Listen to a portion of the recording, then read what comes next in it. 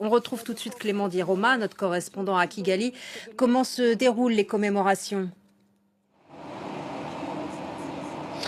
Alors, les commémorations ont officiellement commencé ici à Kigali, avec notamment l'allumage de la flamme, comme vous l'avez mentionné, par le président Paul Kagame.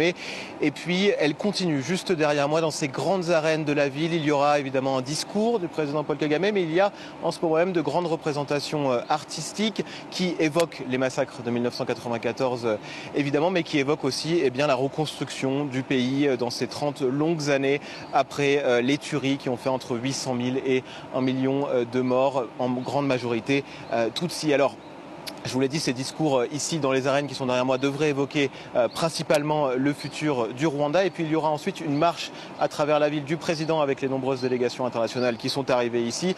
Et enfin, une veillée nocturne pour rendre hommage aux très nombreuses victimes. Où en est le Rwanda aujourd'hui dans ses relations avec ses voisins africains et avec les pays européens dont la France? Alors aujourd'hui, c'est un peu particulier parce que ces commémorations se sont en fait transformées en un grand sommet diplomatique. Il y a une douzaine de chefs d'État et de nombreuses délégations qui sont arrivées.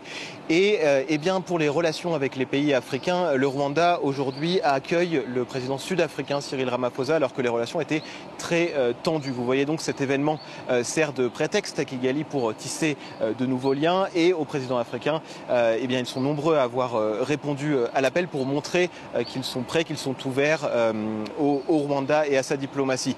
Évidemment, il y a deux grands absents, le président congolais, Félix Tshisekedi, et le président burundais, Evariste Ndayishimiye, puisque le Rwanda est en froid avec ces deux pays qui sont pourtant des pays voisins. Il est en froid sous fond de tensions avec la guerre du Kivu dans le nord Kivu en ce moment même. Pour ce qui est des relations notamment avec la France, le ministre des Affaires étrangères, Stéphane Séjourné, est ici et sa présence marque une nouvelle étape dans la coopération avec la France, puisque Paris a déjà engagé environ 500 millions d'euros ici au Rwanda ces dernières années.